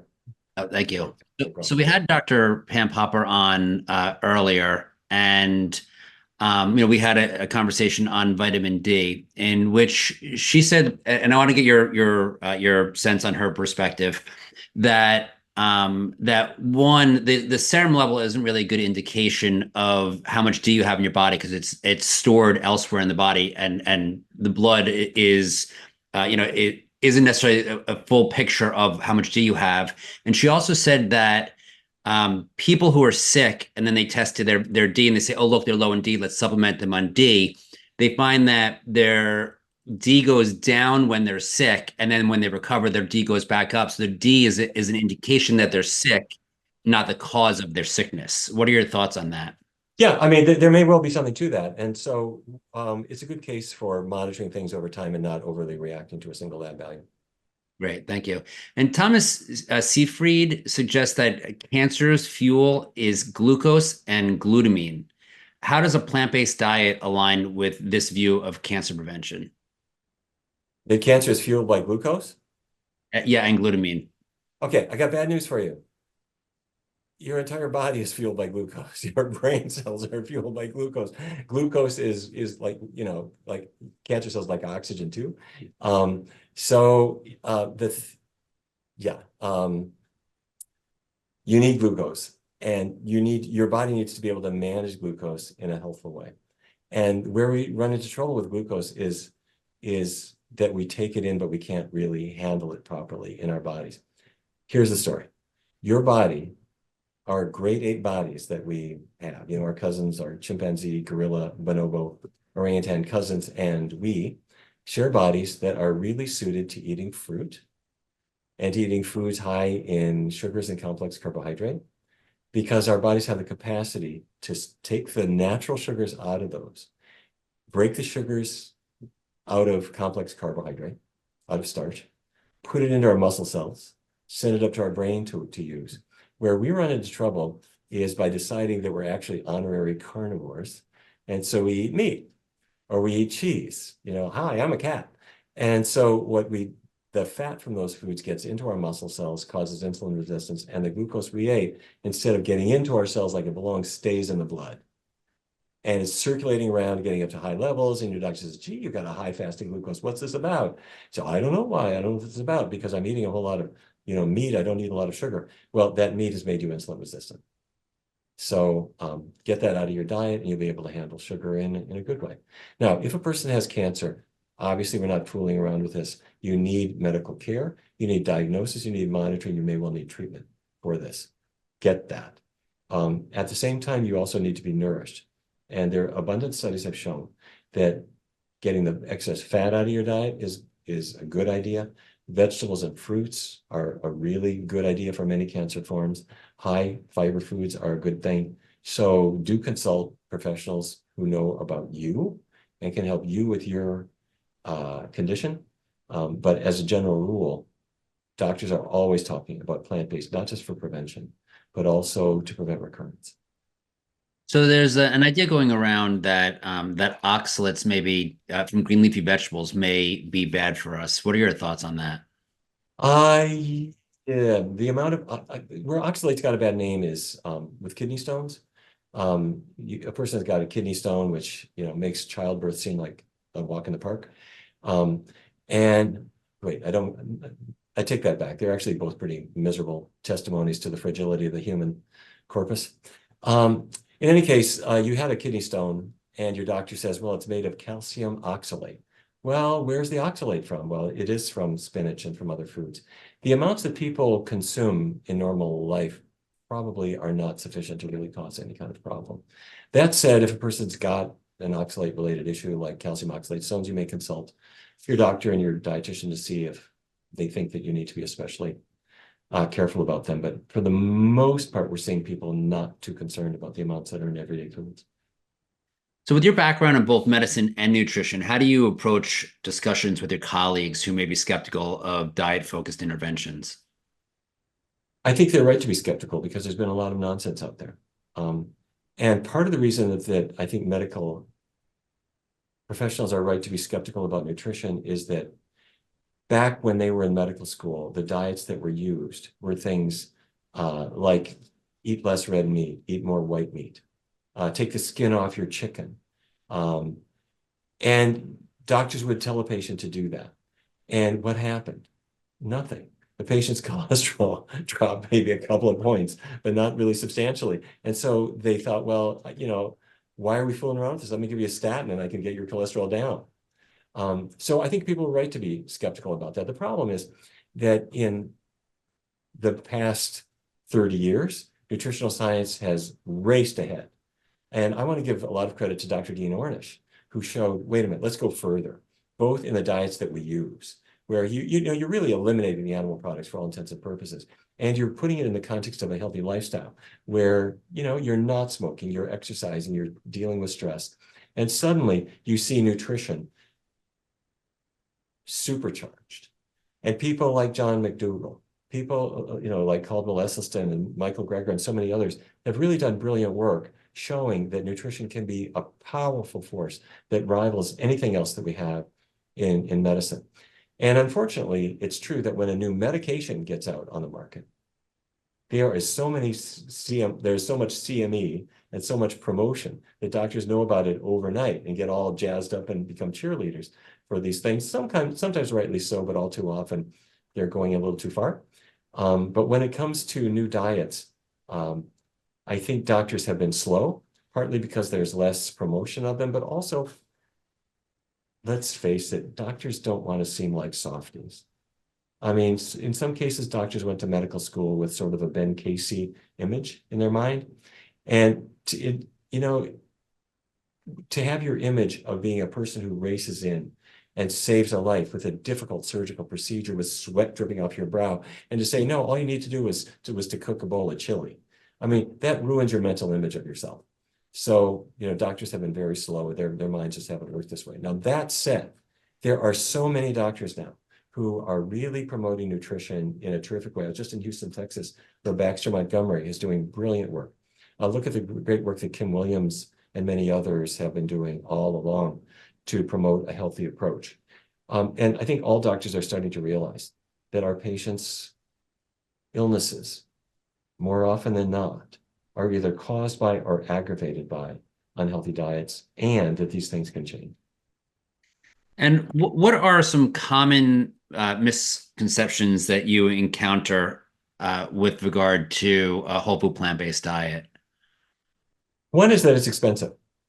And that comes, I'm going to blame Whole Foods for this, perhaps, because you go there and, there are things that are a little on the pricey side. Okay. However, I want to redeem my good friends at Whole Foods and at every other market, because we did a study. We brought in 244 people. We randomly assigned half to do a low-fat vegan diet and the other half to not change their diets. And what did we do? We tracked their food purchases. I mean, how much did you spend? Whether it's at Whole Foods or Safeway or at an Italian restaurant or at a fast food place. And what we found was that the people starting the vegan diet did spend more on vegetables and on fruits and on beans and grains, but they spent less, or shall I say nothing, on cheese and meat and stuff. And when you netted it all out, the vegan diet costs 16% less. Your food purchases are 16% less compared to what they were before, which is about $500 a year per person. Okay, let's say you got a family of 4. Do the math. You are going to get a bang-up killer vacation every single year with the money that you're saving from your healthy diet. Plus, you're probably going to need less medication too. And I want to salute my friend Tom Campbell, Colin Campbell's son, who did a great study and showed exactly the same thing. He put people on the DASH diet. He tried 3 different diets. And the one that's cheapest of all is a whole food plant-based diet. So that's number one. Number 2, and this might even be a worse one, is that doctors say, okay, the diet will work, but it's unsustainable. Or who would want to do that? It's too strict, impossible. We've studied this at least 5 or 6 times in an organized way. And the first time was with Dr. Ornish's patients. Back in 1990, when he published his work in Lancet on reversing heart disease, which made everybody thought this is incredible, this will work, but it's too strict. I had the honor of participating with Dr. Ornish and Larry Sherwitz, a psychologist who worked on his team, to interview every single member of his experimental group that went on a plant-based diet and the control group that was eating chicken and fish. And what we found was that the people consuming the plant-based diet did grumble a little bit. I mean, they said it took, there was a process of transition. It took them 4 or 6 weeks to get totally used to it. But they were used to it. They liked it. And especially they were rewarded very quickly with weight loss and better energy, and their angina was gone within a month. The comparison group that was eating chicken and fish, they complained about their diet. They said it's just chicken and fish and chicken and fish and chicken and fish, and I'm not losing any weight, and I'm not getting, I still got chest pain. What's the point of this? So we repeated this part of the study, the acceptability, and we found, I don't care if you have diabetes, I don't care if you have overweight, I don't care if you're a young, healthy person or just changing the diet. It's like jumping in the deep end of the pool. It takes a minute to accommodate to the water, but pretty soon you can think, this is why people like swimming. This is great. I love this. So why do a diet that doesn't give you results? Do a Mediterranean diet. You're not going to lose weight on a Mediterranean diet. Do a diet that is going to solve your problem. Let's put it in history. And what are common challenges that people have moving to a whole food plant-based diet, and how do you suggest people overcome those challenges? Oh, great thing. First of all, it's good to work with, find some supportive, some kind of support structure for you. That can be an online class. We have what we call Food for Life at the Physicians Committee for Responsible Medicine. Go to our website, pcrm.org, Physicians Committee for Responsible Medicine, pcrm.org. Search for Food for Life. I've got 400 instructors, maybe more than that now. And they're all across the United States and in many other countries. And they've got classes. And the beauty of it is you're trying to follow a healthy diet. They're going to give you motivation, but they're also there to answer your questions. So we've worked with thousands of people in research studies and in the Barnard Medical Center here. It's, by the way, the medical center, barnardmedical.org, and we do telehealth all over the place and can support you. But people find they want to change the diet. The diet change is easy. Going vegan is surprisingly easy. Limiting oil is hard. I mean, it's not hard for whole foods like fruits and vegetables and grains and beans. I mean, they don't have much oil in them, but it's hard with packaged foods and with restaurateurs. They're in love with their bottle of olive oil. But you'll discover that there are ways around all that. And that's why I say get a little bit of support, because you'll have a chance to answer your questions. Okay, how do I replace eggs in a cake recipe? Or let's say I'm invited to a family get-together or a wedding, what do I eat? Or if I'm going to a restaurant, what could I eat there? So they'll answer your questions and make it easier for you. So, even within, this conference where we have, we try to seek people out who are experts on various things, and we'll get people who have conflicting information to share. And then you go to social media, and it's even wider. You've got, the keto diet and whatever the new diet is of the day. How do you suggest people navigate all of the confusing and often conflicting information that they are bombarded with regard to health and diet? And what sources, obviously your website would be a good place to start, but what sources do you suggest to get reliable information? Okay.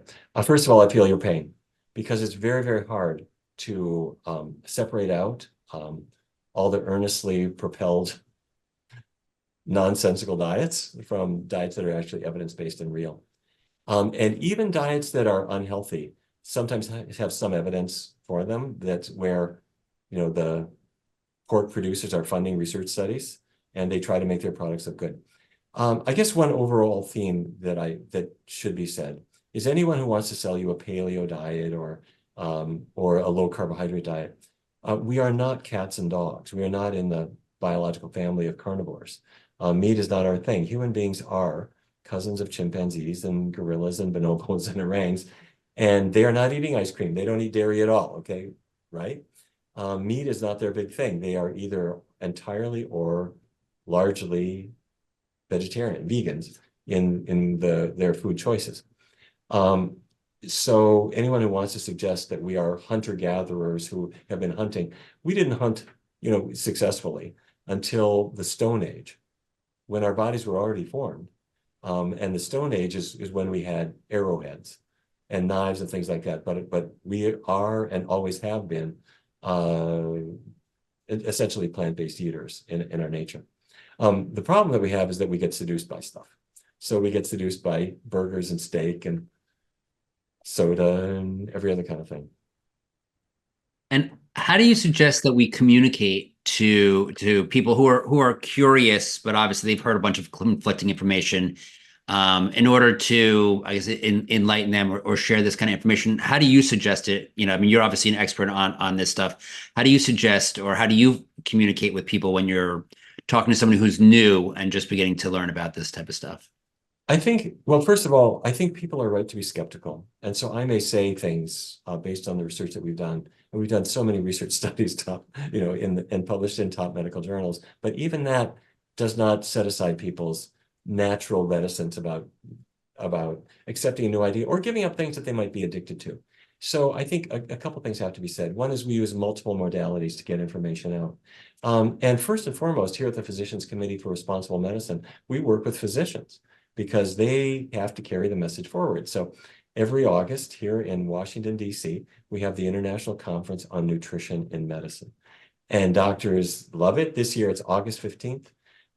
In fact, the editor of The Lancet is going to give the welcome remarks, and Representative Adam Schiff is welcoming people too. So it's a bang up great event with superfood and everything. But we also have continuing medical education for doctors and apps. And then when I write a book, it's because we do research studies that are too technical for your average person. So the Power Foods diet is my way of saying, this is what we found. Let me give you a pathway to do what we found. But I think also, in addition to the fact that I put the references in and I try to make sure it's really clear and compelling, but I also encourage people to focus short term. Try it. And if you aren't, let's say you want to lose weight and you're trying my approach. If you're not losing weight, it's not working. I don't want you to be satisfied with, well, I feel better or I'm losing inches. That's nonsense. If you're using this approach, the scale has to change. And so I want you to see that. If it's not happening, then we're not doing it the right way. So the point is, try the diet, focus on the short term, and make it work now. My goal is to not have you have this problem a year from now, whatever issue it may be. Let's do what we can to solve it. So I know there are a lot of doctors that say, well, I got to meet people where they are. Baby steps. That is not my approach. If you come in with pneumonia, I'm not going to meet you where you are. Where you are is in the emergency room. I'm going to help you to get cured now. If you've got a weight problem that is demoralizing you and preventing you from enjoying life, I want to fix that problem with you to the extent we can, and I want to do it now. And that's true with diabetes and so forth. So I'm going to hold your hand. We're going to jump in the deep end of the pool together, and we are going to enjoy the bodies that we're in. Great answer. So we just had Dr. John Abramson on today. I don't know if you're familiar with his work. He has a book called Sickening. He's a terrific researcher, and he has done Harvard proud. So given what he talks about with regard to the capture of the medical journals, the fact that they may not be the reliable sources that many doctors think they are, how do you stay abreast of what's going on in the medical world, and how do you interpret the research that you see in these journals in light of the fact that they may not be as clear, of intent as they appear to be? We have to publish our findings in journals, and we always go for the very best journals. We want to make sure that our work is carefully reviewed and published in good journals. But we are seeing problems with the journals, not just the ones that Dr. Abramson has highlighted with industry funding, but it gets worse. There is now so much online funding. There is one journal in particular that has gotten my attention. It's called Nutrients. It's published by a big publisher called MDPI out of Switzerland. And Nutrients is published online, so they're not paying anything for ink. They're not paying anything for paper. And they publish hundreds of articles every single month. And I publish in this journal, and I've been a reviewer for it, and I get 5 or 6 invitations every year to publish again. But what got my attention was that they were publishing all kinds of things that I don't believe they should have published. I'll give you an example. They published an article on saffron, the spice. And the idea is could saffron be an antidepressant? Well, you would think, okay, I could bring in volunteers and feed them saffron and see if their mood's lifted with a paper and pencil test. That's not what they did. They fed this compound to mice, and mice don't eat saffron, so they have to gavage them. And then mice also can't tell you if they're depressed. So they drop the mice in cylinders of water and they set a stopwatch and they timed how long they would struggle, using that as an index to their joie de vivre. And then they reported that saffron is an antidepressant. So I wrote to the journal. I said, wait a minute. It looks to me like you're publishing unethical stuff. And the reason that you are doing it, in my opinion, could be because you charge a $3,000 author fee for everybody to publish in your journal. And that's true of everybody who is publishing in this journal. And they have come back to us and say, well, the committee approved that experiment. I mean, you can call it what you want. We've had a big, long wrangle with them, and we've seen one experiment after another that frankly makes your hair curl. So I now no longer publish in Nutrients. We've just considered them to be not of the standard that we want to see. Now, I'm hopeful that they'll improve, but there are hundreds and hundreds of these. I kid you not, every day, every single day of my life, I get a request from about 20 or 30 journals to submit an article to them. These are online journals that want my author fee, which I'm not going to do. But they are all publishing, they are press releasing their results. And sometimes it's something like saffron's an antidepressant. Well, you look at the fine print, it was an animal study. That was not worth the paper, in my view, the paper it was printed on, except it wasn't even printed on paper. So there is a lot of what I believe to be junk out there. What kind of advice do you have for medical professionals looking to incorporate nutrition into their practice more effectively? Okay, imagine that you're an orthopedic surgeon. You just did knee surgery on somebody. The patient now needs physical therapy. You refer them to a physical therapist, right? Or you've got one on staff, right? You would never not do that.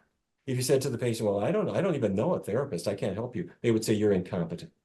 Okay, the patient comes in and says, I need to lose weight because if I could lose weight, maybe I wouldn't need blood pressure drugs. And the doctor says, well, I don't have a dietitian for you. I don't even know who to refer you to. What? Wait a minute. I've got a diet-related problem. Why can't you help me? If you are a doctor and you do not have a food professional to refer to, you don't have a good practice. So how can you solve this problem?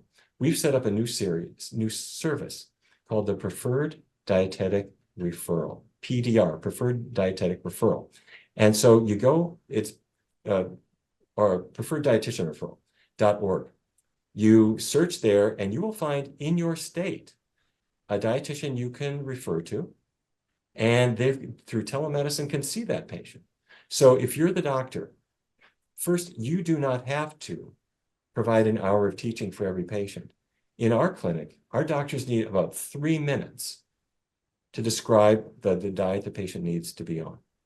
Then you refer them to a dietitian, and it has to be a dietitian who knows, understands, believes in, and personally practices a low-fat vegan diet. If they don't, they're not going to teach properly. And the PDR program that we have has them. It's free referral. So you go to preferreddietitianreferral.org, you find a dietitian, and you say, talk to that dietitian, and I want you to see that dietitian 3 or 4 times. Or every week, 6 times, whatever. They may or may not take insurance, but who cares? $75 a throw, you're not going to go broke with that. So you're seeing the doctor, you're getting a good diet, then you're getting good support from the dietitian. See one of our Food for Life instructors. They are all great. They've got great online classes. Many are free, some are a small fee. And what you're getting is support to stick with it. So if you're a doctor starting out, stay a doctor. Your job is to understand the mechanisms and to do the monitoring of the patient. You do not have to be the nutrition coach, but find Food for Life instructors you can refer to, find dietitians you can refer to. They will take the burden off your shoulders, and you can be the doctor you want to be. What's the role of sleep in health, and how does sleep affect a person's ability to, or how does it affect their eating, for example, in a given day? Well, today's April 15th, and if you look at what accountants are eating all across America, you could see the effects of sleep deprivation. What they are now eating is black coffee and donuts. So in other words, if you haven't slept properly, you'll eat anything just to get through the day. So sleep is really important. But a lot of people don't sleep very well for several reasons. First of all, caffeine. Some people are very sensitive to caffeine, and maybe a quarter of their morning cup of joe is still circulating in their brain that night. So some people don't remove caffeine very quickly. Alcohol is another issue. The red wine makes you feel great and sleepy, but it metabolizes to an aldehyde in the middle of the night, which wakes you up. And for a lot of people, a lack of exercise means their body is not really physically tired enough to really want sleep. So be careful with caffeine and alcohol. Minimize them. Get some good physical activity. Get your heart pumping so that when you lie down, your body says, you just need to unplug and let me heal. And you'll heal. Your body needs that. When you are unconscious, your brain stops making the beta amyloid so much. That's going to protect you from Alzheimer's. So sleep is really, really important. So we talked a little bit about other diets, and obviously one of the popular diets nowadays is the keto diet. And you were talking about how if you don't lose weight, well, then why are you on this diet, et cetera. A lot of people say that they have a remarkable weight loss when they go on keto. They also say that their mind gets clear. Why does that happen on that diet? And and what are your thoughts on the benefits and or shortcomings of the keto diet? I don't doubt that for many people they will lose weight on that because carbohydrates are 50 or 60% of what you eat. So if you remove them, will you lose weight? Yeah, most people will. The concern that we all have about it, including the keto advocates about it, the honest ones will acknowledge that if the foods that are left behind are animal products, that you will see, despite the fact that most people who lose weight will see that their lipid numbers tend to get better because weight loss, I mean, however you lose weight, your cholesterol levels are usually going to drop, except with keto or low carb in general. For many people, a low carb diet is a meaty diet.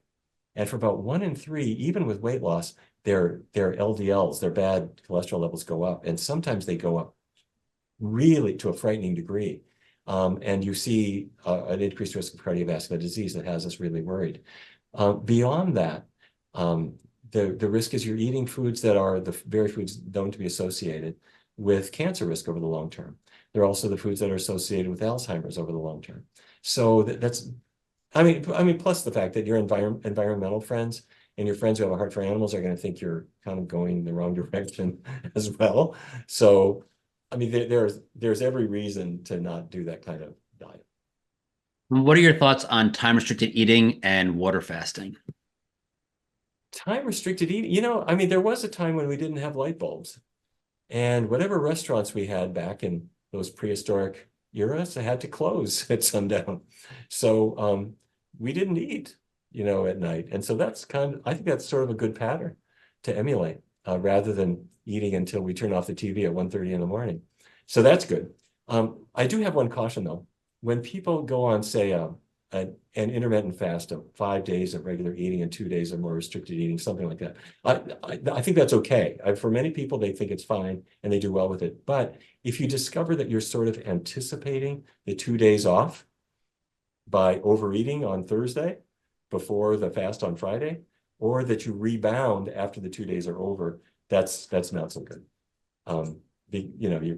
You're kind of defeating the purpose of it. So I think overall it's a good thing for our eating to be a little bit contained. And my colleague Hannah Kaliova has done great work on people who just eat 2 meals a day. A really big breakfast, a really big sort of midday meal, and that's it. And at first you think, I couldn't possibly.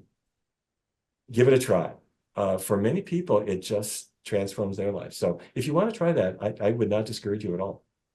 And can you speak to the specific health benefits of doing time restrictive eating? Is it actually, if you're eating the same amount of calories and you're eating the same food, but you're doing so within a more restrictive window, does that confer health benefits, or is it just, it's just a certain pattern of eating? Okay, let me quickly declare there's certain things where I have certain amount of expertise. Time restricted eating is not one where I have done trials personally. So everything I'm telling you is just what I know from our colleagues who are reporting their findings. But we do see a couple of things. Number one, we do see for some people, we see improved ease of weight control. We see addictive behavior diminishing. We sometimes see mood improving, and we see blood glucose improving. So all of those things do seem to get better. Now, would they have gotten better just as well from sort of time unrestricted eating, where the diet was really an optimal diet, you could make that argument. But I am quite prepared to believe that limiting the window of eating is a reasonable approach. And something that kind of came out of nowhere, I think, maybe like 10 years ago, it's become wildly popular talking about it, is the microbiome. Can you discuss how, a little bit about the microbiome and specifically how the whole food plant-based diet interacts with the microbiome? Well, I grew up in North Dakota, and I personally believe that we didn't even have a microbiome. I mean, it was too cold to sustain life in general, and so how could you have one? But I learned to the contrary that we actually do. It's amazing. You've got thousands of different species living inside you. Um, the thing about it is your gut bacteria, they can either be ornery or they can be your friend. And they get ornery if you don't feed them properly. And feeding them properly means high fiber foods. As I mentioned earlier, we are not cats and dogs. We're not carnivores, and your gut microbiome does not do very well if you feed it a lot of greasy stuff and dairy products and things. And the changes occur really quickly. At the University of Pittsburgh, researchers did an amazing study where they brought in uh, individuals in Pittsburgh and individuals in rural South Africa. In South Africa, they were eating root vegetables, more plant-based diet. They had them for 2 weeks trade diets. So the Pittsburgh folks were eating the diet high in root vegetables, high in fiber. Within 2 weeks, their microbiomes changed dramatically. And the losers were the people from South Africa who adopted the Pittsburgh diet, eating chicken and so forth. They may have thought it was seductive, but it's really harmful to your gut microbiome. And your gut microbiome really fuels so many things, not just a good digestion, but even your mentation and even things like your cellular metabolism, because your gut needs to be populated by bacteria who don't leak enterotoxin into your blood and all kinds of other things. You've got to feed them right. So, what brought you on this? Obviously, most doctors, they go to medical school and they basically do what they're told. They whatever they were taught, they pass on, and obviously they read the journals and they take whatever they're told in the journals, they pass that information on. What brought you on this journey, which seems to deviate from the general path that most doctors walk along? Well, let me say that many doctors are now on this path. I mean, huge numbers of them are now. I'll just give you how the journey started because we don't have time for the whole boring story. The year before I went to medical school, I was working at a Fairview Hospital in Minneapolis, Minnesota. And my job was to be an assistant at autopsies. I attended the morgue. So when somebody died in the hospital, I had to drag the body out of the cooler and put them on a slab, and the pathologist would do the autopsy, and they knew I was going to medical school, so they would teach me as we went. And one day we had a patient who died in the hospital of a massive heart attack, probably from eating hospital food, but that's another story. And so the pathologist removed the ribs from the front of the chest, which you don't do with great delicacy. I mean, just cut the ribs out with a flipper. And he put the ribs on the table and he showed me the atherosclerosis in the man's heart, which was shocking. And I felt it. And the coronary arteries were like a pipe stem. And it was hard, calcified. And we saw this all over the body. And the pathologist say, bacon and eggs. There's bacon and eggs. Oh, that's cheerful. Anyway, at the end of the exam, the pathologist left. And I had, he wrote up systemic atherosclerosis, patient died of a myocardial infarction, da, da, da, da. I had to clean up. So I put all the organs back in the body. I put the ribs, I put them in the chest. I made them line up with the other ribs, and I sewed up the skin and cleaned up. And it was a long procedure. And so when I was finished, I went to the cafeteria, and it was like afternoon. Said, "Do you have anything left to eat? I know I'm late." And they said, "You're in luck." And they brought out a plate of ribs. And I took a look at it, and it smelled just like this dead body. And I thought, and it looked like it. And I thought, this is a dead body. And I wouldn't call that ethics or health. I don't know what it was, but I couldn't eat it. And so anyway, that just started me down a path of thinking about the foods and connecting them with our health. So it went on from there. I think they now call that the ick factor. So That will do it for you. So, what's your thoughts on salt? A lot of people think, they got to reduce it down to zero. Some people say that, you don't need to worry about it. And then there's the whole idea of different types of salt. Do you take the table salt that has iodine in it? Do you do all these exotic salts, the Himalayan pink salt, etc.? What are your thoughts? I think for something that we should have studied really well, I think there are still some open questions about salt. I have to say, in our research studies, we haven't really limited salt, mainly because we're focusing on other things. However, I'm quite prepared to believe that for people with hypertension, and for people just in general, limiting salt is a good idea. Luckily, plants don't have much salt in them. It's only when they go into a factory where they decide these green beans would taste a whole lot better if I put a whole bunch of salt in the can before I sealed it up. In nature, there's not much salt in them. So limiting salt is a good idea from a number of respects, not just blood pressure. I do think that the iodine that's in salt is handy for people. And so iodized salt serves a useful public health function. There are other sources of iodine, but that's a really pretty good one. And the black salt that has emerged is one that has seduced people into thinking that you can make scrambled tofu taste exactly like eggs. I leave that to you to judge. I do like my scrambled tofu with the black salt. So now Brian Clement warns against modern fruits for being having too much sugar content, and he specifically talks about it with regard to cancer and yeast overgrowth. Are there any caveats to how much fruit we eat? Can there be too much of a good thing with regard to fruit? I think we're okay with fruit. And no, I don't put a limit on it, but I have to say, I like to look for good quality fruit. Now, different fruits are different. Bananas, if you get them at the 7-Eleven, they're still probably pretty much okay. But on the other hand, have you looked at the apples in the jar that they had at the Holiday Inn Express as you were checking in? They look, they're really, for whatever reason, it does not look like the organically grown, healthy apple that you would buy from the organic bin. So I think it does pay attention. The Environmental Working Group has a good Dirty Dozen list that you can consult for the ones that are where organic really matters. I think that's a good resource. I wouldn't worry about the quantity of fruit, but I would choose the fruits that are the best quality fruits. And that brings us to a question of pesticides such as Roundup and glyphosate. What are your thoughts on the health impacts of the chemicals that they're putting on our fruits and in all of our food? Okay, I made a pitch for my book, The Power Foods Diet, but the one just before that was called Your Body in Balance. And it's all about how we can control hormones, diabetes, PCOS, hormone-related cancers, menstrual cramps, menopause, and things. It's called Your Body in Balance. The reason I'm mentioning this is I have a whole chapter on all of these chemicals that are in the foods that we eat. Should we take them seriously? Yes. Can we do something about them? Many of them, yes. Some of them, no. And there is, unfortunately,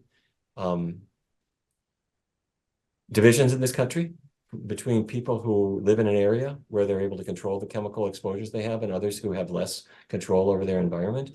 I think that's got to change. But yeah, chemicals are a real issue. And I always buy organic. I think it's always a good idea. If you ever have a choice. If you have no choice, eat what you can. But if you have a choice between getting something with or without chemical tainting on it, get the one that's clean.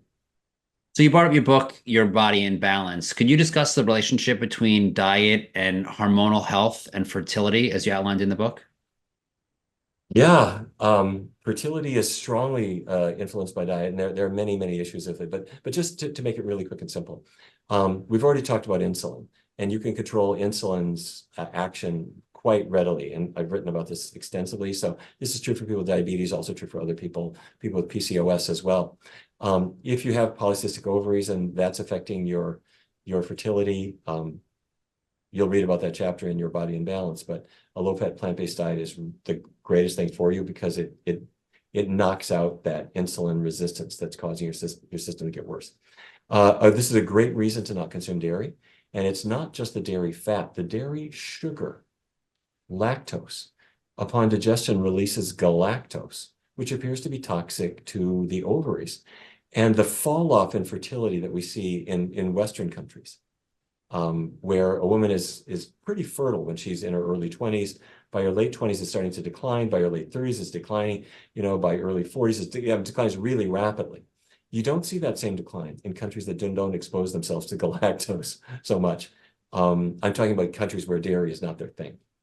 And I will say for men, get the dairy out of your diet. Why? Because as I mentioned earlier in this seemingly interminable interview that I've been giving, cows have estrogens in every product that they make. If you have a taste for cheese, you are eating estrogens. And researchers in Rochester, New York, went into a fertility clinic and they took sperm samples and they looked at the morphology and motility, that's the shape and the movement, and absolute sperm counts in these guys, in sperm samples. And they found that the more cheese the men ate, the worse their fertility.